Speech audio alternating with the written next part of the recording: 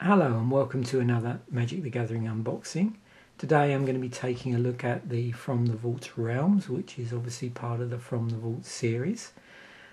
The only one previous to this that I've unboxed is From the Vault Legends. It's not a product that I would specifically track down, and part of that is to do with the price on this that you often find, and I'll come on to that in a moment.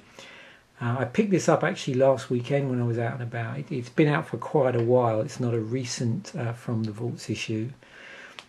And this was at a shop I don't regularly go to, so I'll give them a bit of a shout out. This was a place called Gamezilla, which is in a place called Truro in Nova Scotia. And so I basically bought this. I just went over there and there they had it on the shelf, so I couldn't resist basically.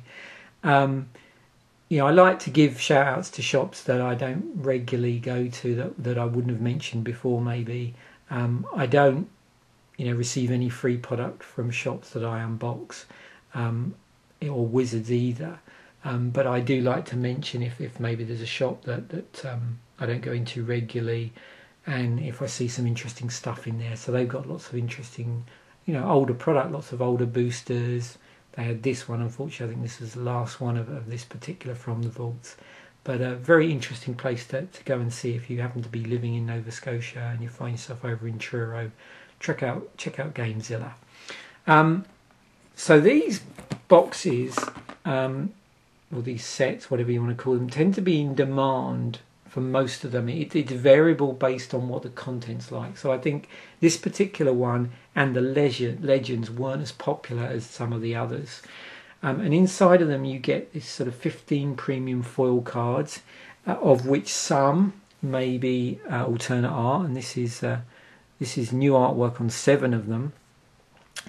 They also have a spin down life counter, and I think that's been in all of them. I may not be correct on that, but from what I can remember, they've all got a spin down life counter.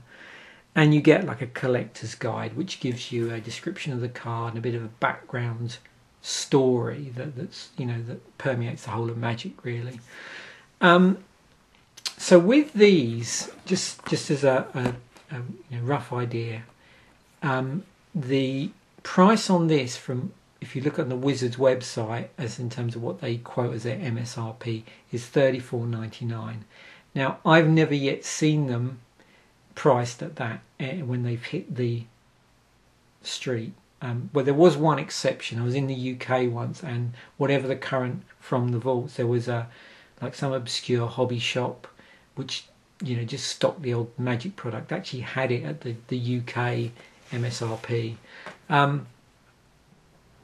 So just be careful when you're tracking these that you know what you're buying and what you're letting yourself in for, because often the street price on this when it hit was like $100.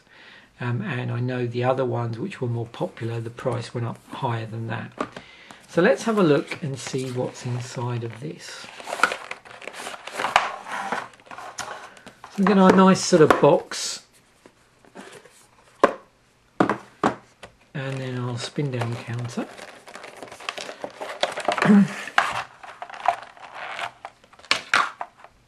And we've got 3 packs of 5 cards each. There's our spin down counter, so we'll have a quick look at that.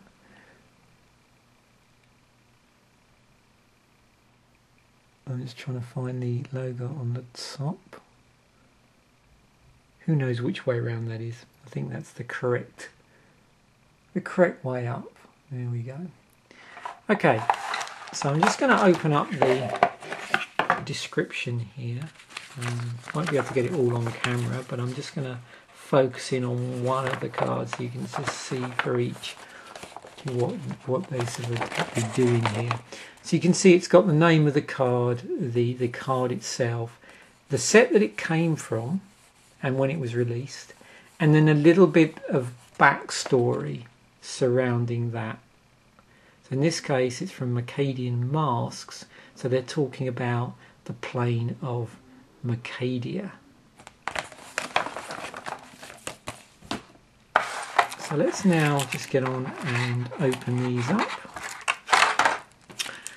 These are all going to be in the modern card frame, and that is significant, and particularly in the case of the first card.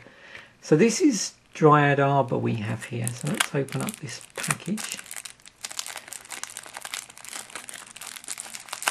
The other thing you'll notice with these being all foil, they already have started to develop a bit of a bow in them.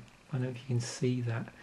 Now this is of importance if you're going to be using these to play competitively, because it can make them stand out in the rest of the deck. So just be careful that that bend isn't so pronounced it makes it apparent that you can basically see which cards are in which in your deck, which could present problems. The other thing is not all of these, if any, are going to be standard legal necessarily. So again, something else you need to check out. I'll have to apologise if you can see you get this sort of rather strange glare on these when they're under camera. So I'll try and just see if I can position these so it's not. There's not a lot I can do, unfortunately. So the thing about Dryad Arbor was that it was a different artwork when it was originally released in Future Sight. Now the other thing is Future Sight also had special card frames for some of the cards, and there was a whole load of extra text in here. You can see this basically just looks like a standard forest box here, but you can also see that this card is a 1/1, so it's a creature. So in the Oracle text and on the original it had Dryad Arbor isn't a spell, so it is treated as though it's a land, but it's also affected by summoning sickness, and it has tap, add green to your mana pool. So none of that is on the card now, but it is in the Oracle text on the Gatherer and obviously on the original card. And there's also some flavour text on that. We've got Murmuring Bosk. So the other thing you'll notice about these is they're all going to be lands. So you tap it to add green to your mana pool. As Murmuring Bosk enters the battlefield, you may reveal a Tree Folk card from your hand. If you don't, Murmuring Bosk enters the battlefield tapped. Tap, add white or black to your mana pool. Murmuring Bosk deals 1 damage to you. So it's a sort of pain land for white or black. Shivan Gorge, legendary land. So some of these are going to be legendaries as well. So you tap this and add 1 colourless to your mana pool, or for 2 and a red you can tap and Shivan Gorge deals 1 damage to each opponent. Vesuva, you may have Vesuva enter the battlefield tapped as a copy of any land on the battlefield. Windbrisk Heights, it's got a hideaway on it. This land enters the battlefield tapped. When it does, look at the top 4 cards of your library, exile 1 face down and then put the rest on the bottom of your library. Tap, add 1 white to your mana pool. White and tap, you may play the exiled card without paying its mana cost if you attacked with 3 or more creatures this turn. So some quite complicated caveats on that card.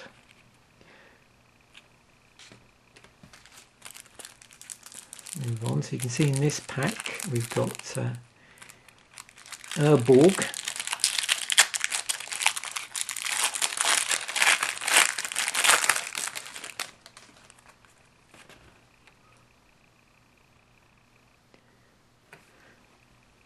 So Urborg, Tomb of Yawgmoth, I think that is.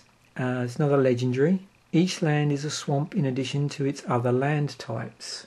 So this can be useful in a deck where you have cards that might say things like, its power, toughness of, say, a creature is based on the number of swamps you control, or some other activated ability is based on the number of swamps you control. So you can have this come into play and basically it makes all your other lands swamps. Ancient Tomb. Tap, add 2 colourless to your mana pool. Ancient Tomb deals 2 damage to you. So that's more like a sort of shock land for 2 colourless mana generation.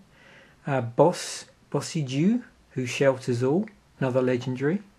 Bossy Dew, who shelters all, enters the battlefield tapped. Tap, pay 2 life.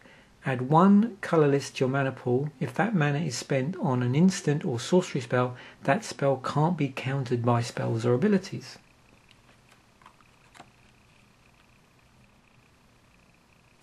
Cephalid Colosseum. Tap, add blue to your mana pool. Cephalid Colosseum deals 1 damage to you. It's got threshold on it. So blue and tap, sacrifice Cephalid Colosseum. Target player draws 3 cards and discards 3 cards. Activate this ability only if 7 or more cards are in your graveyard. And then we've got Desert. Add 1 colourless to your mana pool. Desert deals 1 damage to target attacking creature. Activate this ability only during the end of combat step. So there's both tapped abilities. And then we've got final pack.